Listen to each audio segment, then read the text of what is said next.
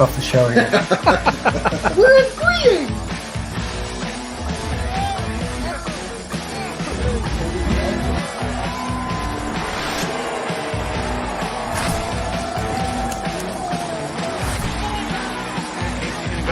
Something cleaned up.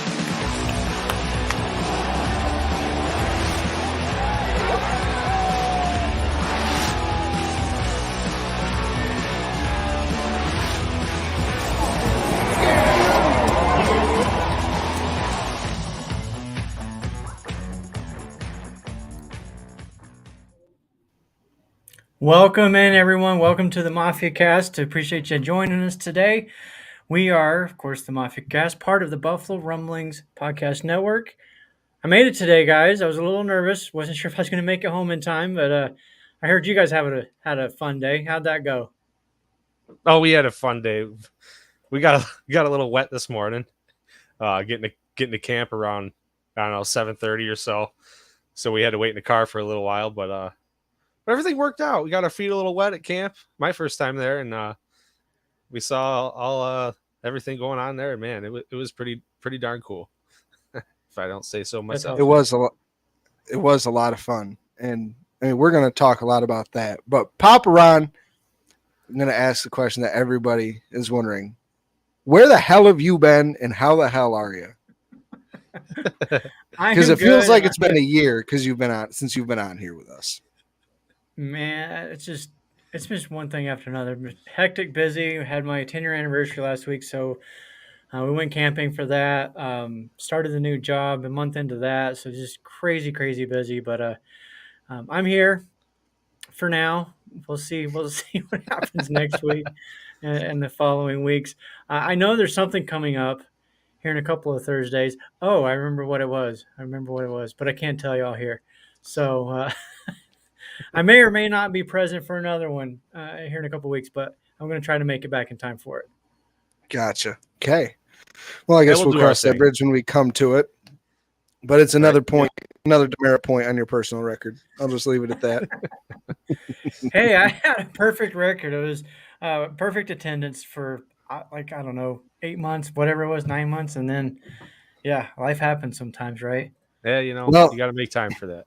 We have been going. The Mafia Cast wasn't born quite a year ago yet, but we're coming up on the 1-year anniversary, and for starting off as the two of us, and including Mike and the three, I'd say out of almost that whole year, between three of us, we've missed a combined 6 shows. But so that's pretty impressive. So not to toot our own horns, but I mean, kudos to us. I mean that's hard. That's nice. hard. Sticking with it, and, making it happen, and learning more about the game as we go. I know I am a lot. Yeah, football for dummies. That's what we should have named the podcast. Yeah, right. Talking about learning some stuff. So a lot of people, I've been doing that. The all-time Bills team by position voted on by Bills Mafia. So I put out the one for the strong safeties the other day, and it never fails. There's always somebody that's like, well, what about this person? Well, he wasn't a safety. So in this particular case, though, it was about the strong safety position, and I put Micah Hyde there instead of Poyer because Poyer was on the free safety side. And if you look at the historical rosters, they've both played both positions. Yeah. So it really doesn't matter, quite honestly. But, man, people are like, oh, why don't you just take the L here and accept that you're wrong? You don't know about football because it's not entertaining. I was like, do you watch these guys? Yeah. And then they go on and they list all these other players in the league. It's like, we're not talking about these other players. I'm talking about Poyer and Hyde. They are interchangeable. I picked free safety for one and strong safety for the other. Man, people just need to move on and let things go. If you go. group them together, then you don't get both of them, and they're competing against each other for that position, right? Yeah, and we don't want that. Yeah, exactly. So you got to draw the line somewhere. So I've tried to defend you in this player construction for this entire project. Whenever I see it online, people trying to tear you apart for this, and they are just ruthless. I mean, they do not. I mean, it turns into not even fact checking, just into straight up trolling. So I'm sorry, but I gave up on trying to defend you because it just didn't get. It ended up just not being worth it. Most of the time, I don't respond to anybody when they make their little comments. But sometimes they just push the right button, and you got to be like, okay, buddy. And the safety one, they definitely clicked a few of them buttons. Yeah. I noticed Yeah, that. yeah. I noticed that. Hey, they're all just having a little off-season fun, right? Yeah. Yeah. Let's not tear each Well, other down. Let's go with the Dolphins Yeah, I know. fans, like the Yeah. dummies they are. Yeah. Oh man. Okay. Speaking of the Dolphins, you guys have seen some of the graphics that have been coming across lately with national media's projection of the AFC East division, and you bringing that up, and that wasn't even on our list today to things to talk about, but I wanted to, since you brought that up, throw that in here. It's unreal to me that so many of these national people are picking the Jets, the Dolphins, and then the Bills, and it's not just one or two analysts doing that. It's multiple people. Um, do you guys like that though? And like, let's be real. Like, that's what we want, isn't it? I mean, see, I think this is where growing up in the drought kind of like toughened me up a little bit to where it doesn't matter. You cannot say anything about my Bills team now that is not nearly 10 times as worse as what I heard for 15 years of my life as a kid. Yeah. And like we're good. I mean, the darling of the NFL changes every single year. It's always who makes the biggest splash, who was almost right there the year before, like for the first time or maybe even the second time in the Bills case. And the fact that it was like their second time and they got beat the way they did, they got knocked out like they got knocked out. And everybody's just like the recency bias is kicking in. And yes, I mean, the Dolphins got Fangio, which in my opinion is still the biggest upgrade that they've made this offseason, not bringing in Ramsey or the draft picks that they made. But the Jets, I mean, it just seems like they're the darlings, this year's darlings. Yeah. I mean, that's why they were put on Monday Night Football at home to start the season against the Bills. So I it doesn't bother me that much, just because it's just another narrative that people are going to use to construct and like just to tear them down, just to build the other team. Yeah. This is how I see it. I hear these people on ESPN or NFL Network, and they make these crazy takes, and it kind of, for me, it takes the credibility away from them, because it's like they go into the office in the morning and like, okay, what am I being scripted to say?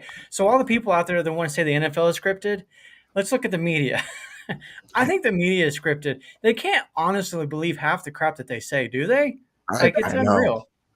I'm sorry, but especially ESPN. I mean some of the takes that come out of there. I mean, it's unbearable. I mean, you really can't believe that they're coming out with this.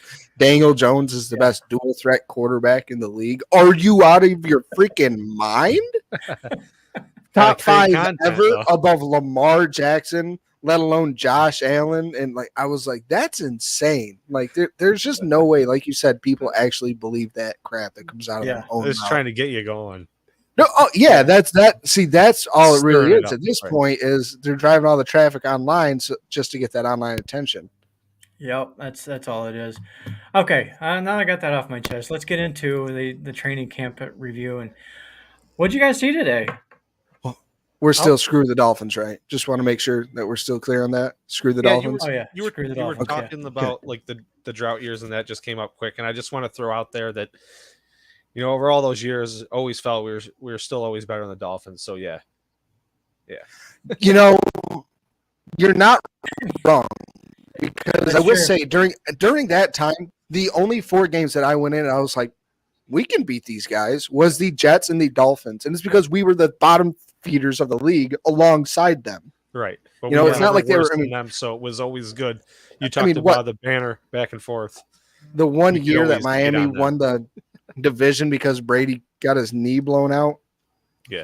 I'll give you half that credit, because clearly you almost lost it without Brady.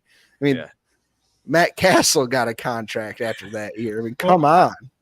I think the Jets got a couple in there too. Yeah, the Mark Sanchez years. Yeah. Yeah. And I can't think of Sanchez without thinking about the butt fumble. Like, but even those years, I still thought like we could beat them, because I always thought Rex Ryan was the biggest clown in the NFL. So that's half the reason why I never took the Jets serious during that time anyway. Yeah. I promise today's agenda is not to bash on ESPN, but hey, if it's warranted, let's bring it on. All right, let's cross them off the Such a spot real your show. list. Now we're the raw deal here. So Yeah, yeah. So okay, so back to the training camp stuff. Yeah, what did you guys see today? Like anything that stood out to you? I've been some of the stuff that I'm hearing a whole all the way over bunch. here in Idaho is Gabe Davis is showing out. Um, the Stephon Diggs, Josh Allen connection is midseason form already, and then with the secondary, obviously Poyer and Hyde are in there. They're good. We know they're set. But what about the CB2 battle, the middle linebacker, and the interior offensive line? What are you guys seeing out there? Mike, go ahead. Say those are definitely the top battles where you have players battling. It's kind of open ended at this point, a little uncertain. We see Elam and Dane Jackson. They're taking reps with first and second team. They're kind of mixing them guys around. Even with the linemen too. So they're kind of they're kind of just mixing it up and just getting all these different guys in there, getting them reps, and I think really trying to get a feel for it, see who has a feel for it, and who's going to work out there the best. And some positions I feel like are kind of balancing out. Some are still up in the air, and there's a few practices left there, so we'll see going forward. From what we've heard and like what Mike and I saw today, I would be surprised if Elam isn't given the first opportunity to start the season. And I mean, like not platoon like he did last year, to really start, like give him a couple of games. And if he starts to, not do very well, then they won't be afraid to throw Dane Jackson in there. But that position battle really seems like it's come down to a two-man race. I know I saw some things on Twitter saying watch out for Christian Benford to win that CB2 job. But I not once today did I see him be put in opposite Trey White along with the rest of the starters. There was points today in 11-on-11 drills to where they had the front front six guys, the starting linemen and linebackers, who was Bernard and Milano all day, by the way. Dodson never played once with the starters, or Dorian Williams or Balin Spector, which breaks my heart.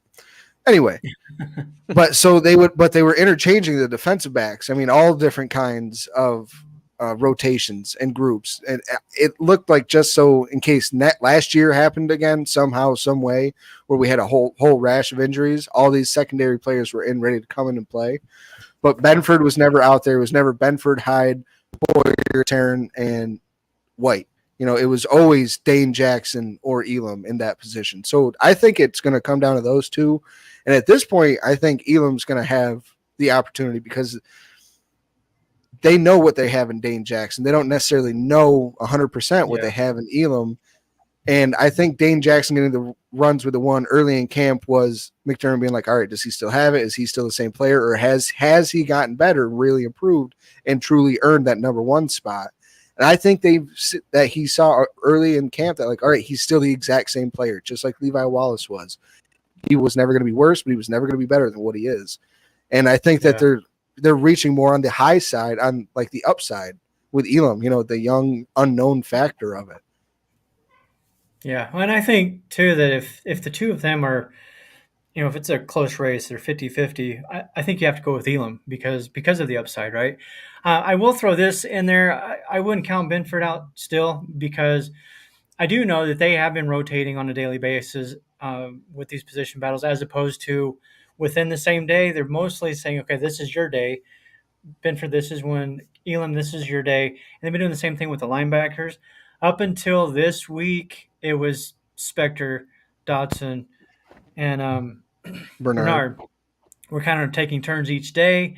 This week, it's been just the two of Bernard and guys, all these names are so similar. I know. Bernard and Dodson. A lot of B's and D's. But that's how, like you just said, it started off, and then they pecked Balin Spector, and they definitely pecked Dorian Williams out of that. Like, Williams is, I'm sorry, but he's out of the question at starting middle linebacker this year.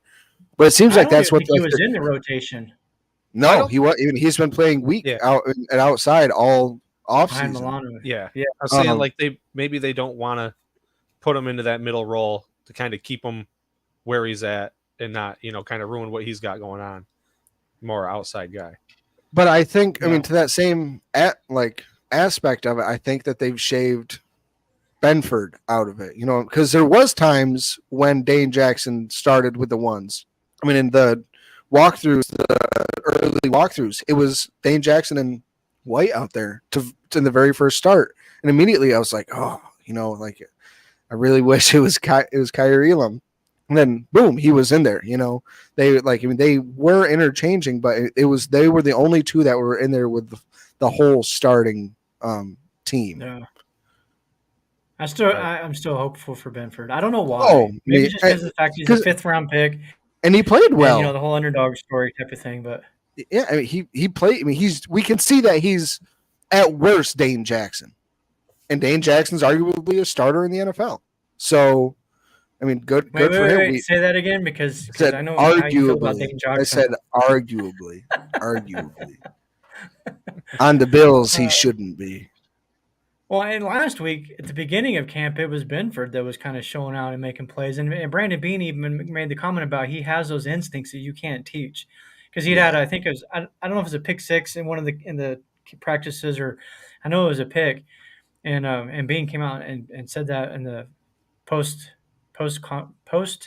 practice press conference. Well, that's a tough one to say, but and basically making those comments that he's got those instincts, like a Milano, and that one part of Tremaine Edmonds' game that people always kind of came down on him for was he just never had football instincts.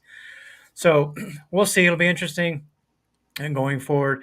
At the end of the day, I really don't care who it is as long as it's the best guy and the team wins. That's really all that matters, right?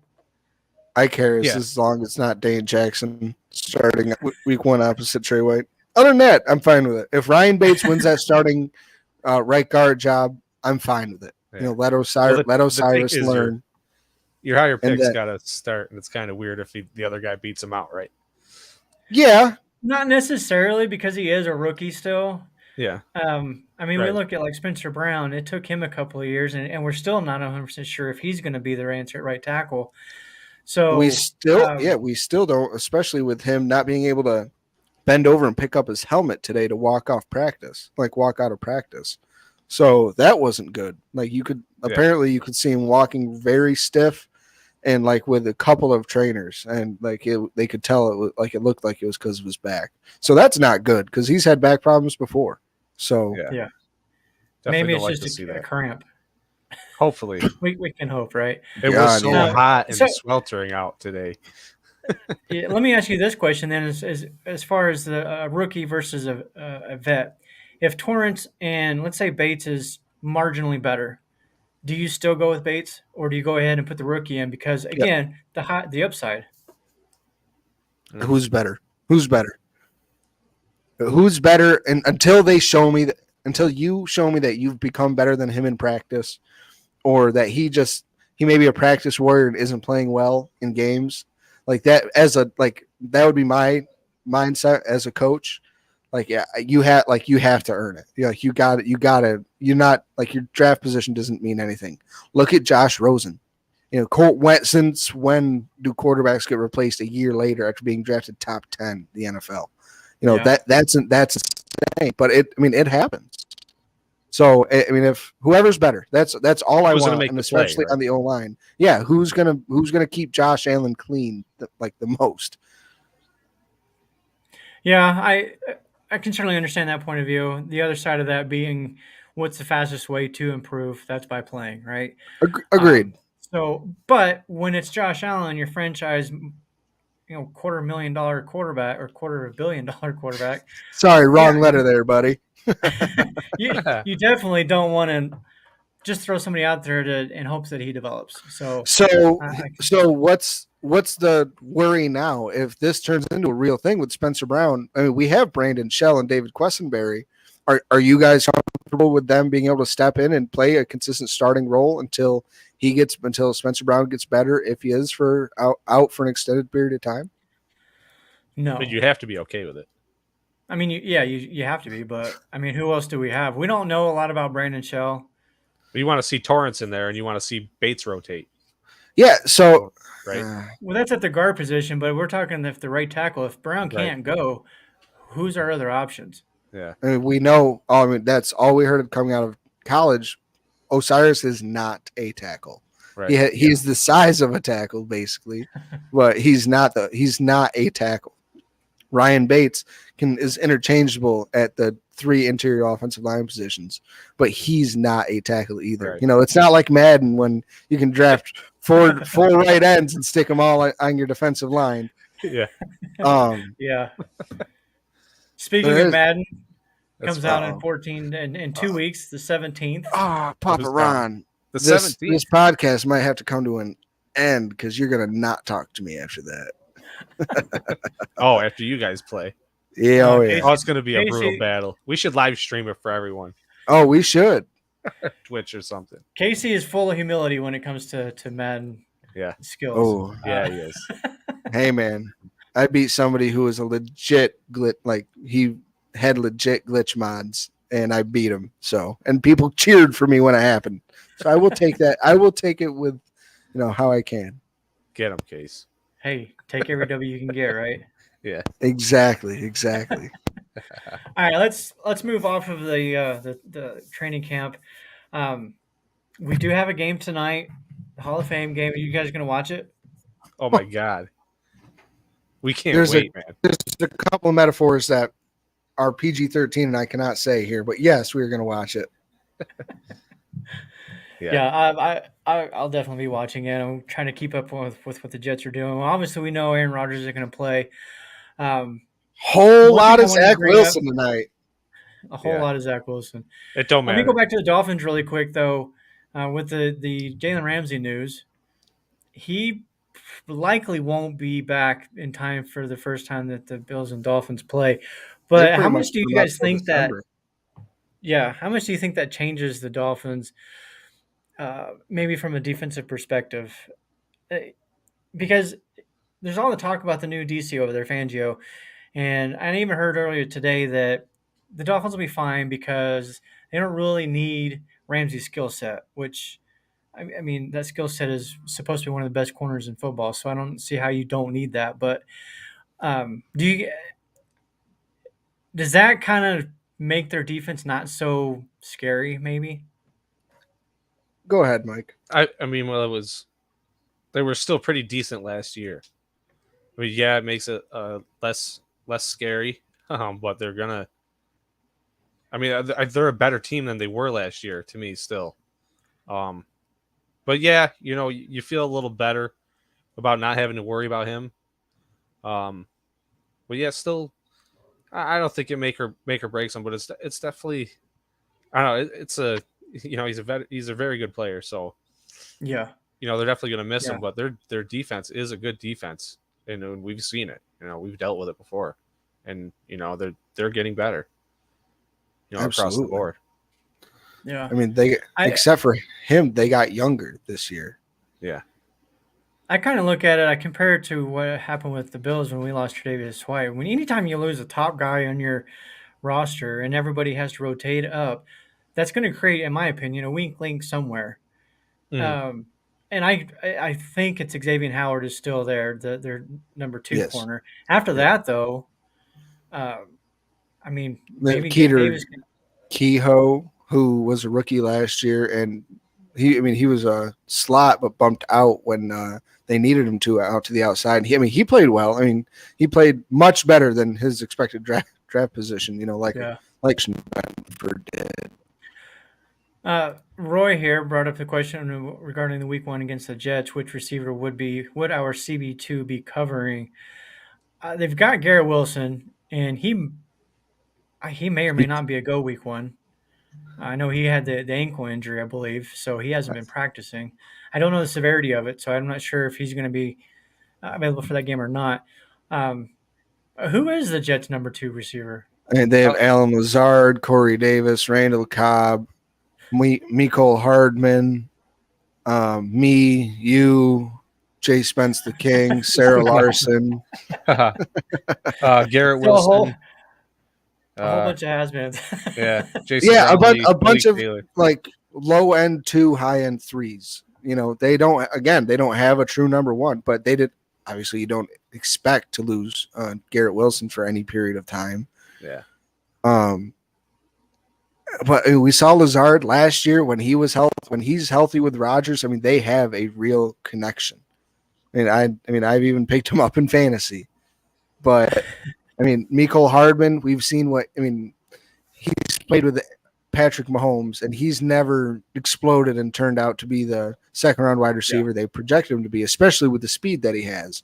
You know, he should be able to burn defenses like Tyreek Hill does. Agreed. But he has like some drops issues. And then there's Randall Cobb, who's as old as the Stone Age. And I mean, just Corey Davis, who never lived up to, yeah. He never lived up to his draft position, to his to the contract he got from the Jets. So I mean, but Rodgers has dealt with it before. I mean, he's never played with like a first round draft pick. I mean, or it's been 100 years since he's played with a first round draft pick on offense, and yeah, it might happen here again. Yeah, if there's one player in the division, outside of maybe Tyreek Hill, that I don't want to say scares me, but I'm concerned about maybe is Garrett Wilson. I mean, you look at what he did last year, and we all knew that the Jets quarterback situation was terrible last year, but I didn't know that it was this bad. I saw there was a ranking 45 quarterbacks, qualifying quarterbacks. I don't know what the qualifications were, but Oh, God. 43, 44, and 45 were all three of the Jets quarterbacks from last season. And Garrett Wilson went out there and he had over 1,100 yards. I want to say Still won Rookie of the Year. holding it down. So and now he's got Aaron Rodgers. He's going to be a scary Like I one to said, deal this with team for years to is come. only gotten better across the board.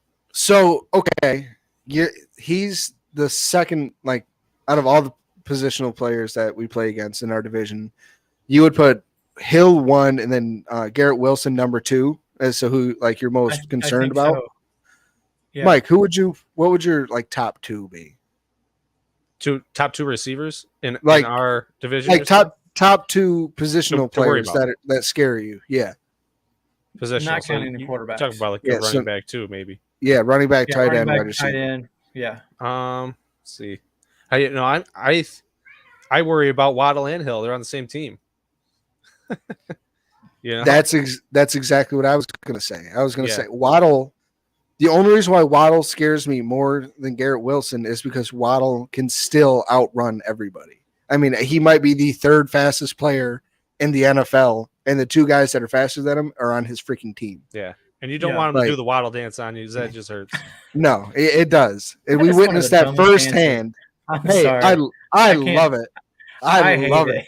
I love the gimmick, but man, we don't need But that. he did, like, his speed and his quickness. I mean, he looks like Tyreek Hill when he catches the ball. I mean, he just the vision he has. I mean, the way he plays the game. Mike talked about the way Getting Kincaid open. was able to turn upfield today and open his Oh my hips. god. Waddle is, same. It's amazing to look at. Yeah. But I mean, he may not be as good of a true route runner as Garrett Wilson, being able to create separation without the straight line speed. But that straight line speed is what kills the Bills. So that's what really scares me the most. Which will be helpful if Kyrie Elam can win that because he's a 4.4 kind of guy. He has the speed that not 4.2 whatever speed like Hill, but he's got some speed to kind of keep up with that. You'd mentioned, I think Mike had mentioned it just now, and then it's now since then escaped me, but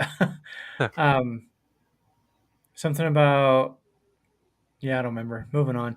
We'll move on. So with the next thing, I remember what it was. I wanted to go back to training camp really quick. Yeah. Mike, you mentioned Kincaid's name.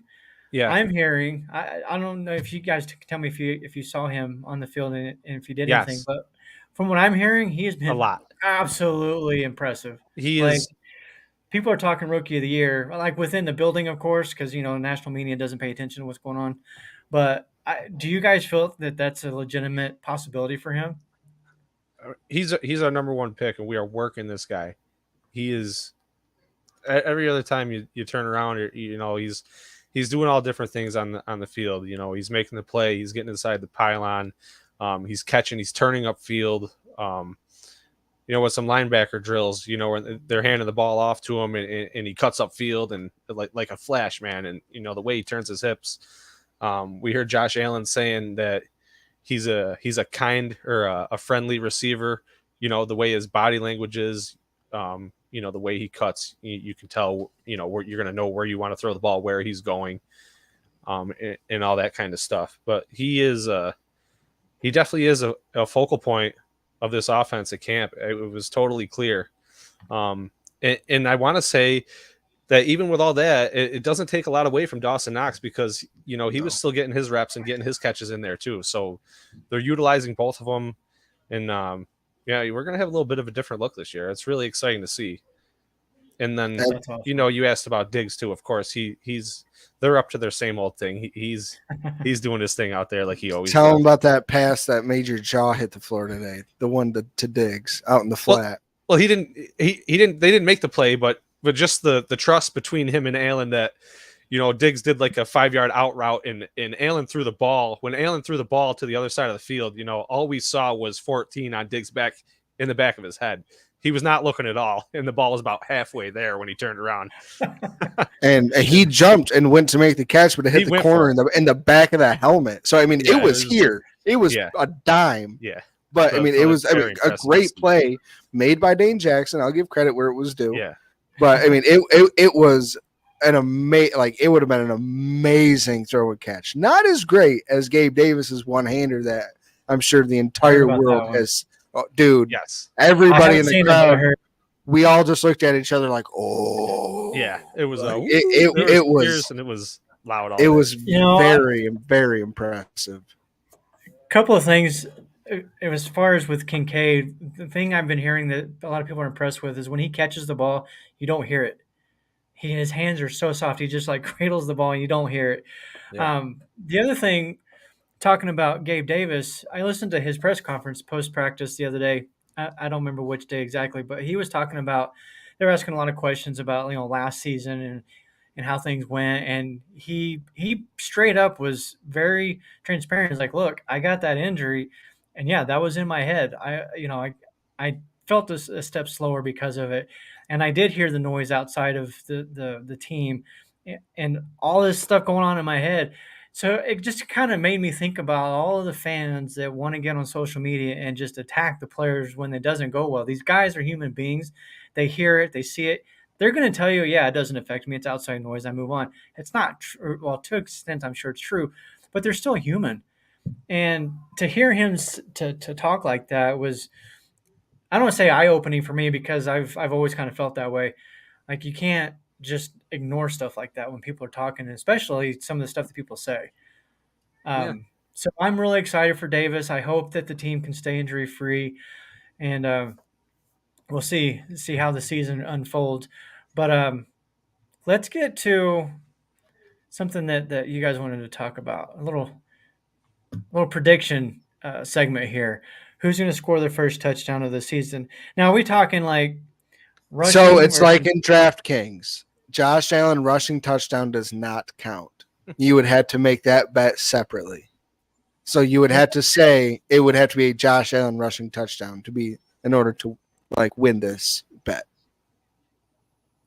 So we're saying that Josh Allen rushing touchdown would be the first touchdown of the season, or maybe a or a reception or whatever. Yes. Yeah, or just a regular, James Cook, Damian Harris, Latavius Murray, rushing touchdown. Real quick, Latavius Murray, 100% a lock to make this team. He looked really good today. We were really happy seeing some plays. And that's not even being homer. They were hitting in team in 11 on 11 today. And I mean, he was busting through the line untouched at some points and housing it 20 yards. Yeah. And it was very impressive the way he ran the football. He got through the first rep he's seen in the drill we're talking about specifically, got through the line first time, gained some good yards, got stopped the second time through, a third time through he did even better. So yeah, he's coming with a full head of steam. That was awesome to see. All three running backs look really good, but I mean he looked better than you would expect. vet of his age to look. Yeah, he's Yeah. in his 30s, isn't he? Mike, how old are you? Come on, buddy. 33, so we got to be a year or two apart at most, maybe. Yeah, So, so yeah, yeah, he'd be you're like probably 30. You're Yeah, probably- three most. So Definitely mid-30s. past that. Right. Oh yeah. He's probably age line or 30, whatever. probably 31, turning 32. Yeah. But So do you guys remember who had the first touchdown last season? Oh, I do. Hold on. I know this. well, while you're I know thinking, this could be like I could pick like 3 or 4 different players. I can't. 2 years ago it was Zach Moss. Right. Last year it was Gabe Davis on a fake run, and he blew and he got Jalen Ramsey Wide to Open. bite on it. Yeah. Wide open. Yep. So comment a doubt rookie of the year might be tough to put up steps for. I agree. Hey, if he Yeah, gets if they 750 and 8 touchdowns, I could see them because he plays tight end and put up those numbers. I could see them being like, "Look at this kid go." Yeah. yeah, that's a fair point because tight And if ends he does- traditionally year one doesn't do that well. Yeah. I mean, if something like that, I mean, 70 and 50, 60, 70 catches, 700 yards, 7 to 8 touchdowns like that, like he's definitely in the conversation. That would be Yeah. amazing. I don't want to keep gushing over Kincaid, but I've also heard he has yet to drop a single pass. Dude, weeks his ago. hands I are didn't see one. disgusting. That's all I want to say. His hands are disgusting. Yeah, He's anyways, I everything can't wait. like lived up. We've been gushing about. Yeah. Just running good I can't routes. wait to see him. Yeah. Roy says first touchdown, Dawson Knox. Now, is that going to be a receiving touchdown or a rushing touchdown? Because I've heard rumors that he's been taking a couple handoffs.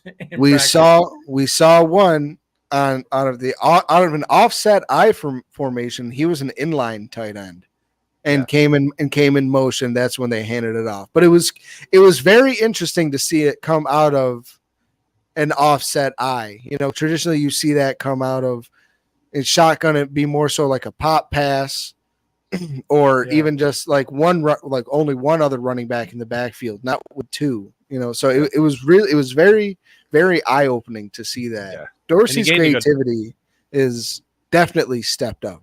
Yeah. And he gained a good 4 or 5 yards, you know, even with an expected rushing play, you know, out of that formation. And the defense played it well, and he still got that. So, yeah, I think Dorsey's going to surprise some people this year. I think they're going to open up the playbook a little bit, get a little more creative with some of the playmakers that they've got on this team.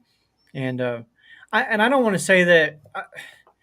I really think that because of the way things that happened last season, as the season progressed with the injuries and stuff, I do think that affected the playbook.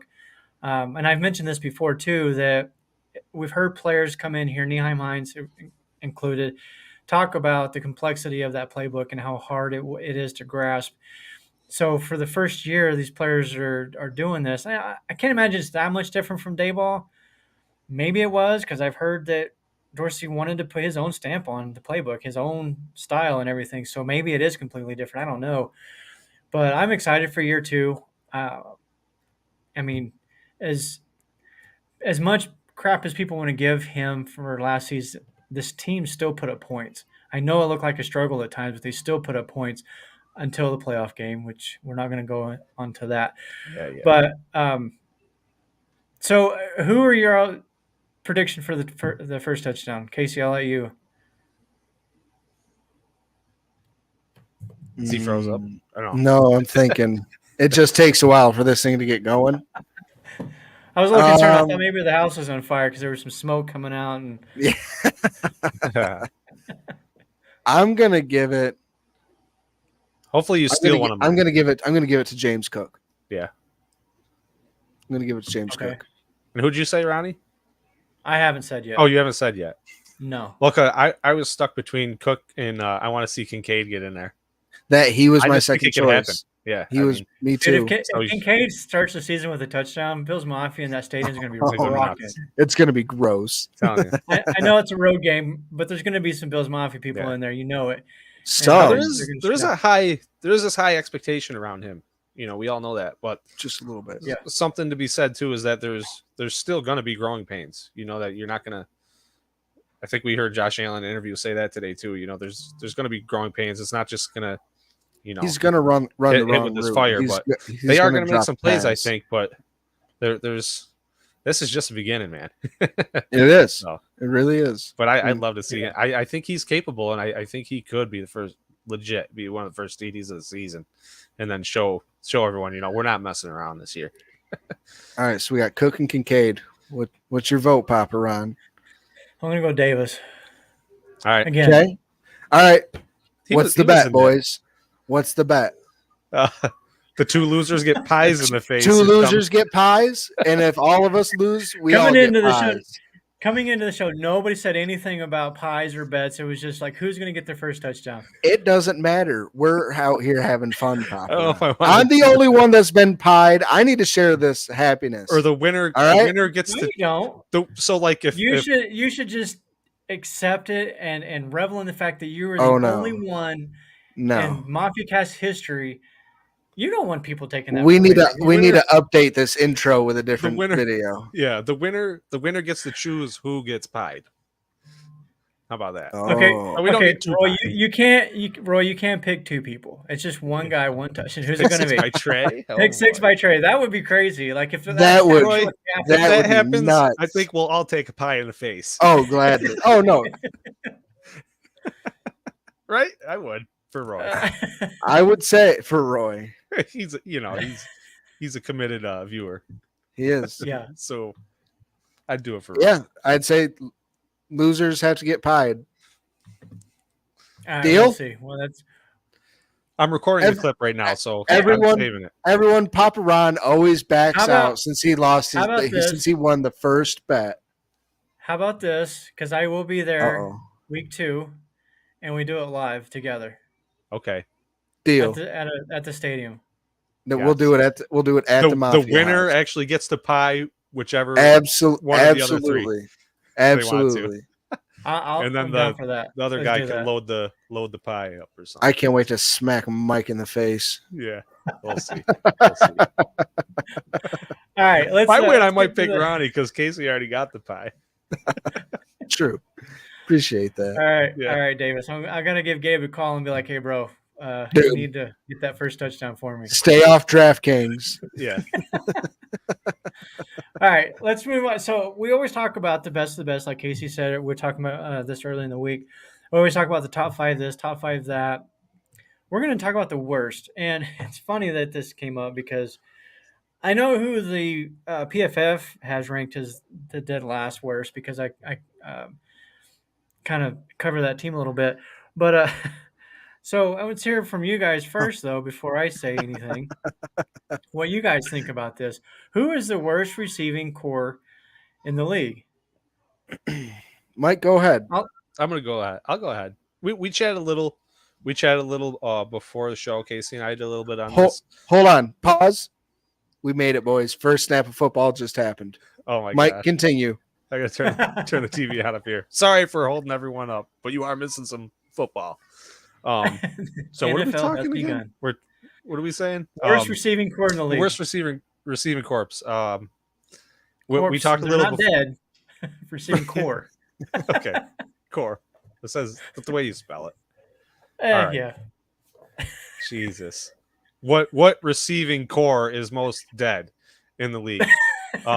We talked a little before the show, and I threw a little shade at Green Bay, and I don't know if Casey wants to elaborate on that a little bit. But we were talking a little bit earlier too about what is the most scary receivers in our division, and that makes me think of who we didn't mention, and that's Patriots.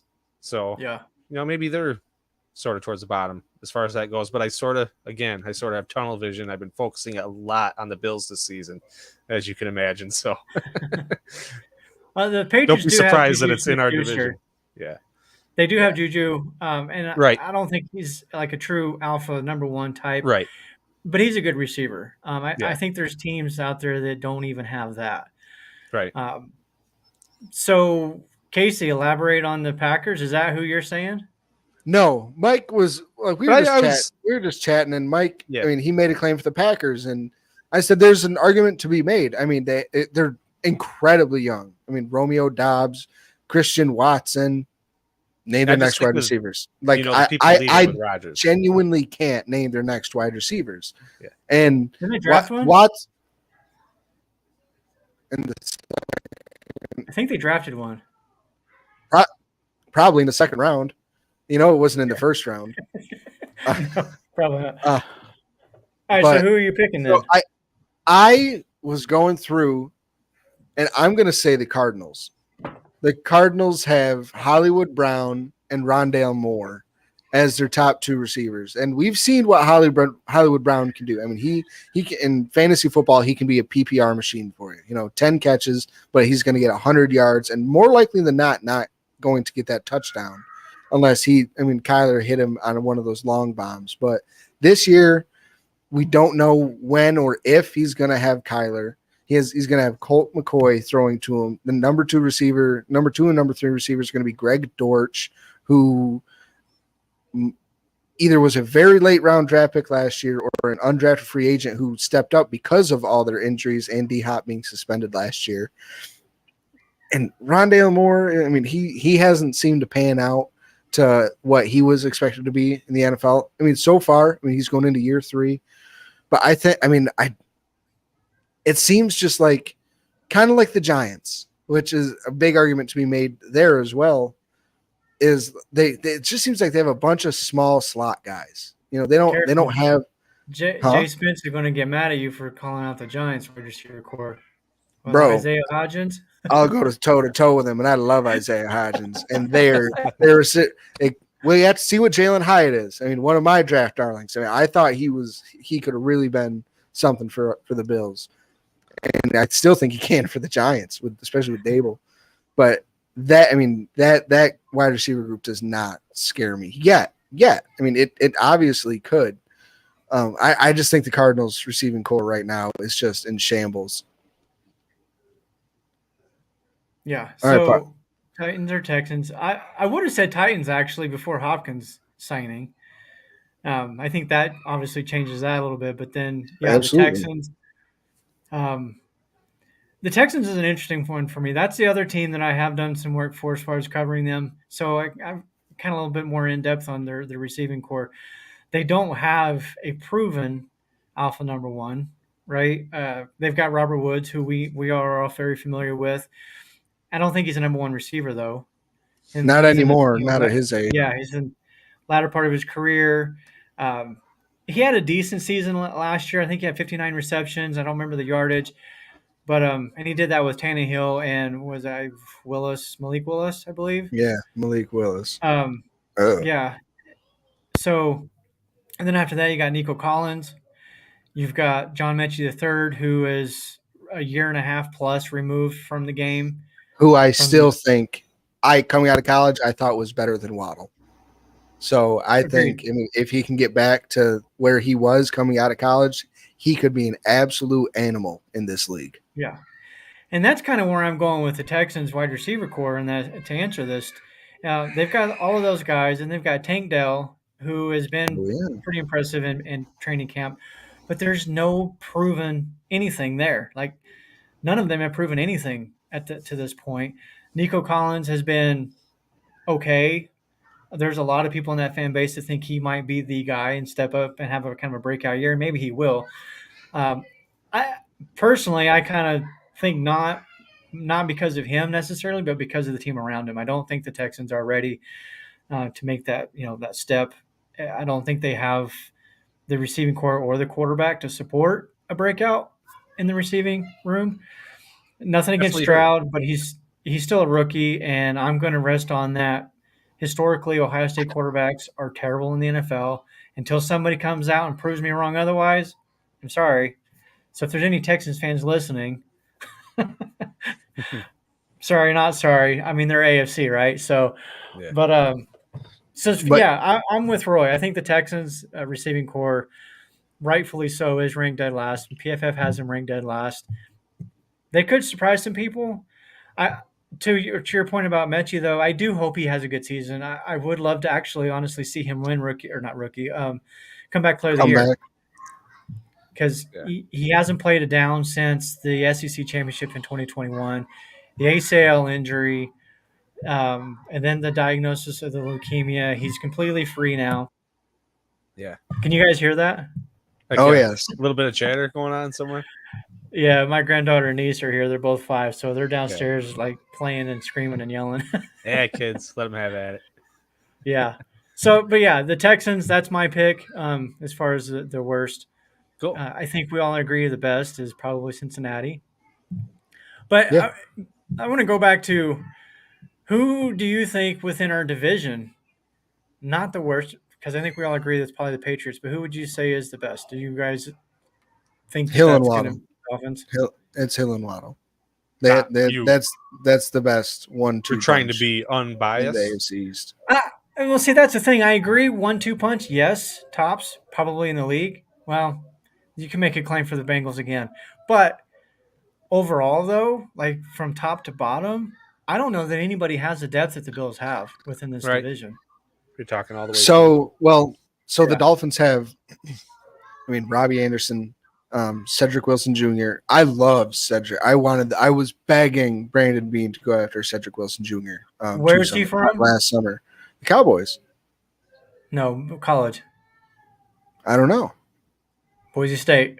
Really? I should have Yeah, so known. Should have known. Yeah, so I know Cedric. Yeah, I was hoping he would land here in Buffalo or there in Buffalo but- as well. But I mean, Will Hill, Waddle, Rob Anderson, Cedric.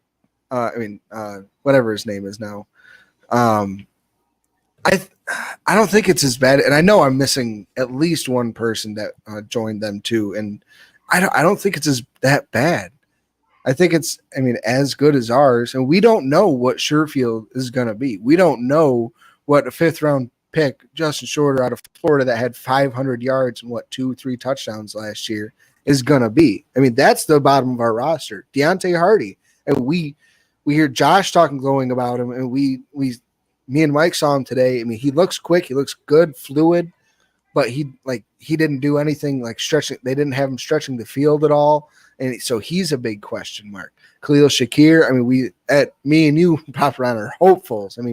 We see the sunshine around Khalil Shakir. And I think the Bills are starting to too, but he's still very unproven. So to me, personally, the only thing that is proven on our team is Diggs and Davis. And even Davis still isn't proven to cap his potential, right? Yeah. So, the Jets, I listed off their depth earlier with Corey Davis and Mecole Hardman and Randall Cobb and all those guys. I would put that. I would put it probably us. And the Dolphins 1, us 2, Jets 3, Patriots 4. Just overall, it's tough for me. For me and the Dolphins, I feel like we're right there with them. I can't talk about the Patriots. I can't talk about them. There's nothing. Juju doesn't scare me. No, he no. had But a good play against us last year. I know, but it's just. I haven't. The Patriots are just they're the redheaded stepchild of the family at this point. Yeah, but comparatively speaking, our receiver they're in the family. Stepchild. Let's answer Roy's question. Casey has to be ranked pretty low in the receiver room. You think? I guess by name, yeah, probably so. Like they don't even have Juju anymore. Sky Moore, Marquez Valdez, Scantling. Not your top guys. Those are the top 3. Those are the top 3. Right. And who was the first one you said? Just MVS, Sky Moore, Kadarius Toney, and Justin Ross, that rookie coming out of Clemson or Georgia or Clemson, one of the two. One of them. Who's been exploding in camp this year. Yeah. And apparently he's put himself towards the top of the leaderboard of the wide receiver room. So they might be better than we expect. We see Kadarius Toney. How good he can be when he stays healthy. MVS is a burner. That's the thing, though. Yeah, if he Dude, stays healthy. I mean, first day of training camp this year, man. I mean, he went down, and they're like he yeah. should be back by week 1. But Well, I mean, that's like Von Miller should be too. But yeah. That's the kind of same thing with the other guy, other receiver, Tim Patrick. yep. Um, Oh man, another injury. Yeah. that This time it's the Achilles. Like that dude cannot catch a break, and I that feel terrible poor for him. guy, Like, man. And when yeah, he's on the field, he balls. He's a he's good. Yeah, baller. Oh, I but feel so bad for him. Tony, yeah, Tony's in that same that same space that when they're on the field they're great, but they just can't stay on the field. They're on the sidelines more than they're not. So, but we're a little under. But you guys have anything? You mentioned Von Miller. Uh, You you know, guys think you think he's playing week 1? I think I told Mike this earlier. I think the doctor's going to clear him week 1, and I doubt he plays week 1. yeah. I bet you he's back week 2. It's a big Everyone's game pretty though. hopeful. They're, I they're I'd talking tell I up a lot. I think I was But- seeing all the work he was doing today. I mean, I think he's going to be back week 2. But he's not. Yeah, he's not in. He's not in taking the reps. Full contact. Right. So, I just don't see it right now. And until I see it, Well, until you see that, it's really hard to say. I I wouldn't be guess surprised if we were waiting, holding back on that for a little bit. Yeah, I did see. Well, I didn't see it, but I know he posted on his Instagram account him doing some drills. Some pass rush drills. So, And he said, even Brandon I'm Bean, close. yeah, and Brandon Bean even commented during a press conference that is very possible that he could be, because of the magnitude of that game, Monday night division opponent. It's going to be huge, and not to mention the fact that it's a 9/11 anniversary too. It's going to be a big, big night. If the doctors give him full clear and he's 100%, I think he plays. Eh, I don't think there's any way that Coach McDermott can look Von Miller in the eyes and is like, yeah, you're going to sit on the bench. I know you're healthy and you can play, but no. Von's going to be like, yeah, okay, cool. I'll see you later. I'm going on the field. He's So- going to go play. If he plays, it'll be I mean situationally, he'll be, I can see that in for sure. in a term like a designated hitter. Third down, anything longer than Yeah. 3rd and 5, and 3rd and 4, Von, get your bleep out on the field. I know. could totally see that. I say you're. more likely. I say you rest in week 1. Even take Mike- your L if you want to. I don't care. That's Mike too early in thinks the he's season for Mike me. thinks he's going to start on the pup.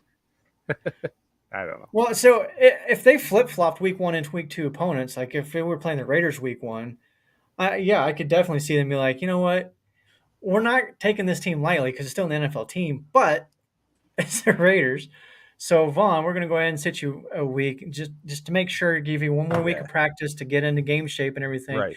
I could see that, but the Jets, if he's 100% and he's full clear go, I think they put him out there. To your point, Casey, I could see it being a situational thing, especially with this team because they rotate the defensive line so much, anyways, and we have guys that they can rotate and not miss as big of a step as we did last year. I think Rousseau is going to be phenomenal this year. I think he's going to get double digits. Leonard Floyd. Yes. I mean, there's just so many guys on this line now and so much depth. Yeah, I could see them doing situational, but if he's ready to go and the doctors clear him, I don't think there's any way they keep him off the field. Hard to say no, right? Yeah. Yeah. How do you tell a Super Bowl MVP he can't go play? Right. Yeah. Yeah. And like I said Uh, before, he's had an ACL injury before and a worse one than this, and he came back in less time and put up 15 sacks the following season and started week 1. So we've seen him do it before. I know he's older, but still, there's just certain athletes that are just different. Adrian Peterson is a good example. Like how many how many players suffer the kind of injury that he did and then come back and rush for like led the league. I think he ran 2,097 yards. Yeah. Was it that 2,000 season? 2,000 yard season? Yeah. So Yeah. there are some guys like that can do that, and I think Von Miller is one of those. Well, I mean, But- they called Adrian Peterson the machine. That's what they call Von Miller. I mean, he's a freaking robot. Remember that old ESPN commercial? With the printer. That's Von. I won't be surprised if he's out there playing week 1. All right, we're gonna go ahead and get out of here, guys. We'll be back here next week. We'll talk about it's the Jets, so we're going to talk about the game tonight, what we kind of saw, if anything. I mean, Probably not going to see a whole lot other than Zach Wilson. So that's super exciting. Said no one ever. But uh, so we'll, Before we more go, updates. Papa Ron, Do you want to mention this? Do you want to throw this in there? before we go, Yes, we yes. got to Before talk we about go, this. Yeah. we do. Thank you. Go ahead and throw that up, Mike. Yeah. The beer reveal, September 16th. All three of us will be there. Be my first time actually meeting the whole team face to face. That'll be Hey, cool, it man. was the first time for any of us meeting anybody. Yeah, true. So we're super excited about that. Again, September 16th. One of you guys can see the name of the brewery company. 'Cause At I cannot. Resurgence Brewing Resurgence. Company, right there Yeah, in That's Buffalo. right. We're doing a huge live megapod. All your It's gonna be a lot of fun. all the Buffalo Rumblings personalities going to be there. I mean, people are literally flying across the country to come into this thing, Yeah. and all of us are hanging out that night, and then the next morning, bright and early, we're All of them will we're be gonna go there. catch the winner. We're going to the Mafia house, and we are Yeah. going to have one of the biggest parties Uh-huh. that you can possibly have. So yeah, that's opening weekend, and I think it says 55 Chicago Street. That's downtown Buffalo. So yeah, stay tuned for that. Look forward to that. Yeah, so come on out. We will do selfies. We'll do autographs. Okay. I want yours, Ron. Yeah, I want a All selfie right. with Papa Yeah. Ron. All right. We will definitely be doing that. All right. Right. We are going to get out of here until next week. We'll cover up on training camp updates. We're going to talk about the Jets game, if anything worth talking about with that. And we will see Bills Mafia next week. Go Bills. Go Bills. Enjoy the crappy football tonight, everybody. Go Bills. Stop.